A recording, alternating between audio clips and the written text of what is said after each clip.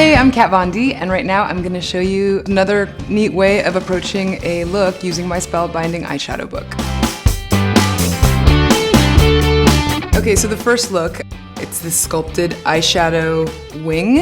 I'm going to be using my high voltage eye primer to create that base that will hold all of the color nice and bold throughout the entire day. I'm going to be using the light green, which I've named Birdcage, and we're going to be using a flat brush. Just lightly patting it on, just to make sure that you're getting full benefit of all the color. I would bring the color up just up until the crease, but we kind of want to make sure that we have a distinctive line. Since I'm going to be blending the light green with the dark green, you can just simply flip over your brush, dip it into the darker green, which I've named Gunner, and then lightly pat that from the outer corner of the eye towards the center. Again, you want to follow that crease line. It's your natural eye line, and that's kind of what we're going to be using as our guideline to where this wing will flare off to. Normally when I'm blending two colors like this, I like to just go back and forth between the two until the gradation is pretty smooth. So for this step, I'm going to be using Oddfellow. Using the brush kind of like an eyeliner, I'm just going to lightly draw out where the line is going to go, and then do the same for the top. And because I really want the green to be the main focus of this look, I'm just pretty much using Oddfellow on the outer edges of this. I'm going to go back to that flat brush, dip it into Gunner, and then just go ahead and blend that darker shade into the dark green. Next step, you're going to want to get like a precision smudge brush, something with a little bit of a point, because I'm going to use the next shade for the bottom lid. The color Stupid Autocorrect actually is a very complementing color, and you wouldn't necessarily think that like this really rosy, rusty color would complement a green, but it actually, I think it looks awesome. So using that precision smudge brush, just gently patting it into the bottom lid all the way to the corner. For me, I normally like to like bring it down pretty far, but some people don't like it to be that dramatic. And to finish off the eyeshadow process of this look, I love using the color Galore, which is a beautiful shimmery highlighter, and I'm going to use that right in the corner of the eye.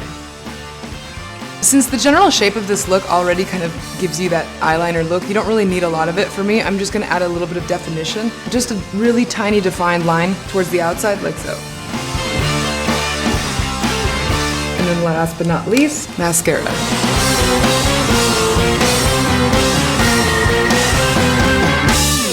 Cool, there you have it. Awesome, so now that I've showed you the first way of using these color schemes, I'm gonna show you the next look. So I've already gone ahead and primed my eye with some eyeshadow primer, and instead of starting with the green, this time I'm actually gonna start off with Stupid Autocorrect, and using a crease blending brush, I'm going to go ahead and just work this beautiful little color into the crease, and then just blend it upwards. Once that's done, I'm going to take my flat brush, and now we're going to go ahead and dive into those greens. I'm going to use the lighter shade first and pat it directly in the center part of my lid, just to try and pack on as much of the green as possible. I'm going to take that same brush, same color, and just add a little bit at the bottom lid, starting from the inside corner and then just stopping right at the center of the eye. And now we move on to the darker color. I'm going to go ahead and dip into that deep green called Gunner, and then gently put some in the corner of the eye, blending it into the Birdcage. So using the tip of the flat brush, I'm going to go ahead and follow along the crease of my eye and blend both the light green and the pinkish color together. I'm going to do the same thing for the bottom lid, and then join it together at the corner. So now to add that dark Oddfellow color, I'm going to take a really tight precision smudge brush and kind of shape out the corners and just bring them out kind of where your eyeliner would land. Once that's done, I'm going to go back to that original blending brush and get Stupid Autocorrect in there again, just so we can have that perfect blend. Now we are going to use a nice clean blending brush, and then we're going to use that same highlighting color, Galore. Go ahead and pack some of this in the corner of the eye for that little highlight. I'm also going to use it as a highlighter right underneath the brow. To tighten everything up, we're going to use some of the tattoo liner. Unlike the other look, I think for this one it would be safe to go a little bit more dramatic and a little more thick. And then of course we've got mascara to go. Personally, I like to add a little bit of darkness on the inner rim of my lid, but you don't have to if you don't want to.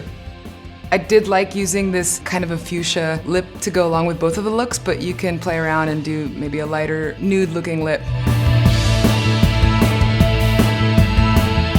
So there you have it. These are 2 looks that I chose for you using 4 shades and 1 highlighter.